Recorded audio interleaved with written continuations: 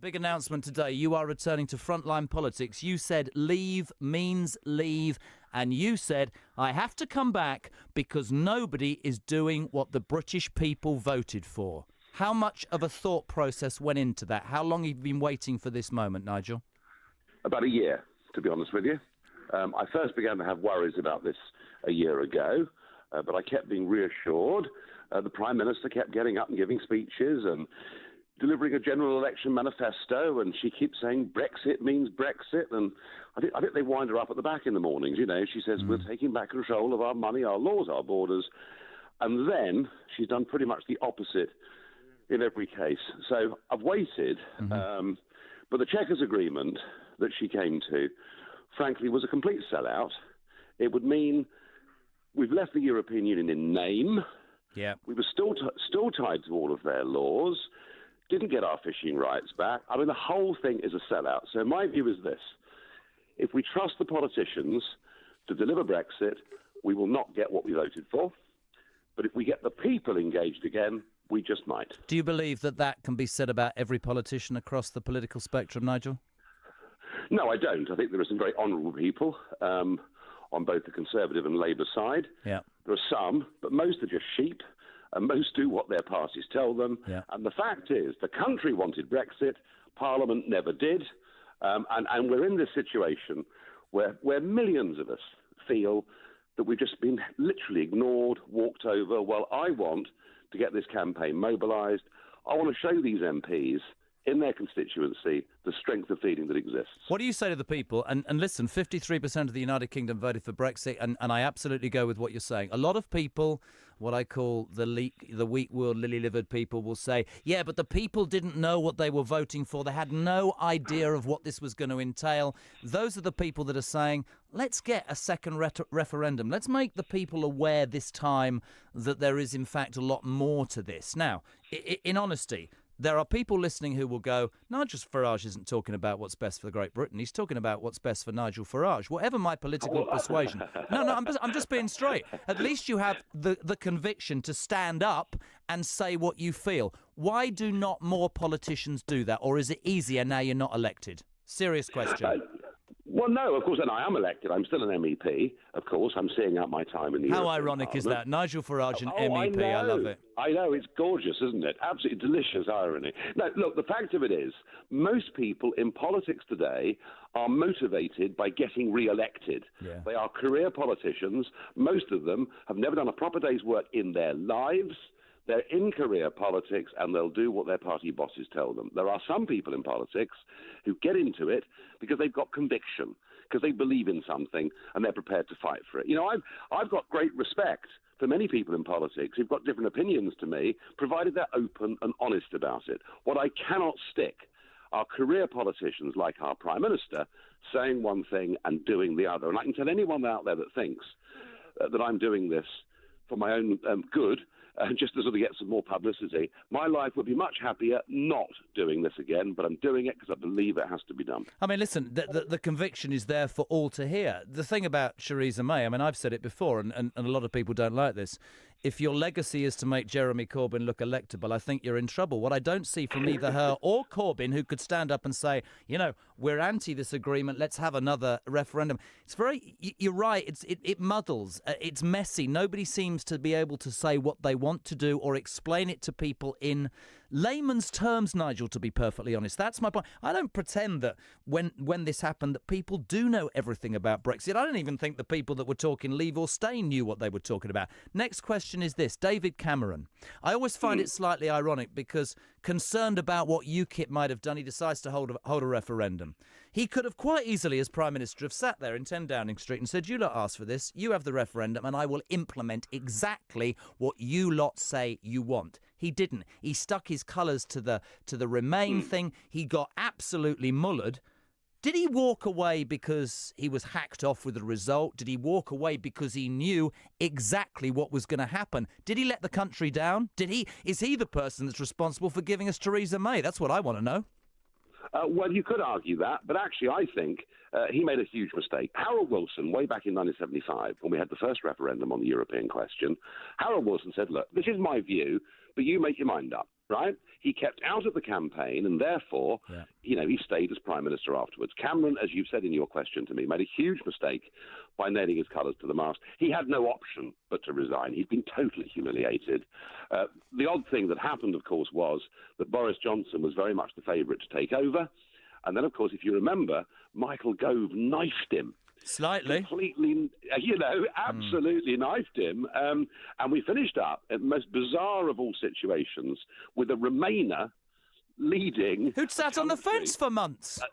Well, she sat on the fence, but she did come down in favour of Remain. And you know something? When she's asked,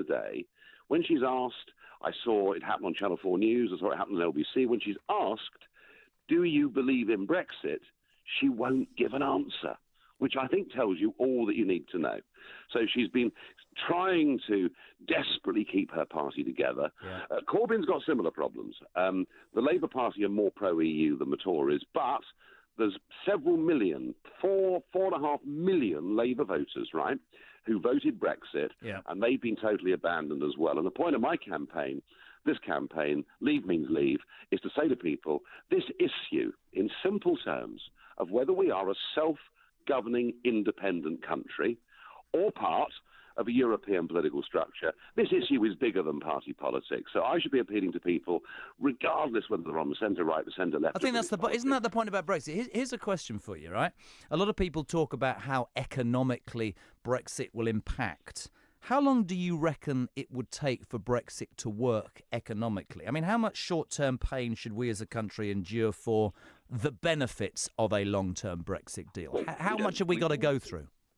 We don't necessarily have to endure any short-term pain. We've had a 2-year period here, Jeremy, to negotiate a new relationship with Europe, but more importantly, to negotiate a new relationship with the rest of the world. We have had in the last 2 years Australia, Canada, New Zealand, Japan, India, America, countries queuing up to say, look, why can't we develop better trading relationships? And we have done absolutely diddly squat about it. The really important thing to remember, important though Europe is as a market, the Eurozone is only 15%, 15% of the global economy. The point about Brexit is it makes us free to engage with the other 85%. And this is the fantastic opportunity. No, I get that. You would understand when you do something like this, you've got to look at both sides. The pound, the critics will say the pound's at its lowest. Companies are moving abroad. When are we going to see the benefit of the decision? That's a question. Well, hang on a second. Unemployment is the lowest it's been since 1975. Exports last year, UK exports last year were 338 billion sterling. That is the highest they have ever been. And as for the pound, well, 6 weeks ago, the pound was at exactly the same level it was on referendum day, right? Yeah. Now, it's fallen in the last 6 to 7 weeks, the reason being government in crisis. And when governments are in crisis, currencies fall. The pound is not now falling because of Brexit. All right, but if you are arguing, and I'm not allowed. Well, am I allowed to say what I think? No, I don't know. It doesn't matter. Listen. I understand where you're coming from. That's all I'm going to say. But what people want to know is after March the 29th, 2019, when will they, if this happens, if this, as voted for by the British people, can go through, when will we start to see the benefits in your mind, Nigel? When will that happen? Well, the benefits of being an independent, free country that makes its own laws, that controls its own borders, that catches its own fish, that gets back its own national self-confidence. I can't put a price on freedom, I'm sorry. If you were in charge, here's the thing. If you were in charge today, you talk on this Saturday about coming back to headline politics, and I really appreciate you taking the call. If you had to make the decision, because somebody once said to me in the government, I won't say who it was, because that person was then done for expenses, but I remember them saying to me, the thing is, Jez, you get into politics with such great belief and great desire, and then the machinations of a party and of government drag it out of you, and it's very difficult to put your foot down and be able to achieve anything. If Nigel Farage was the Prime Minister right now, and you had all of that pressure, would it be a bad deal from Chequers or a no deal? What would you do? Well, there's no such thing as a no deal. This is a complete misnomer. There is something called the World Trade Organization. I've just come back from America. Yep. America trades all over the world pretty much on WTO rules. It is the richest economy in the world. It's growing at 4%. It's doing great.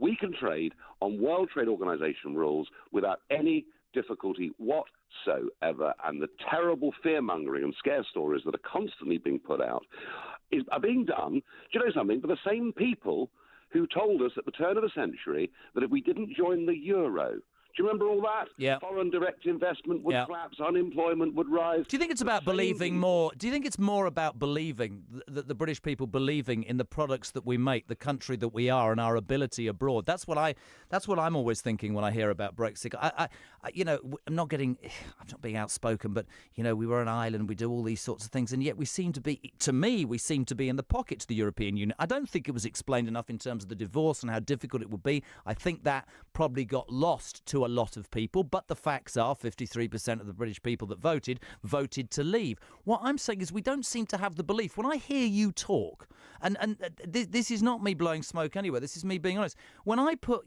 Theresa May on the television, or I listen to her, and then I hear Nigel Farage speak, or what you call a conviction politician, I wake up to that. I want to get involved in the debate, whether I agree with you or I disagree with you. That enthuses me. I don't see that in the political front line. I see two people, one who's there by default and the other who won't say anything because he knows he'll probably get there by goddamn default. That's what I think.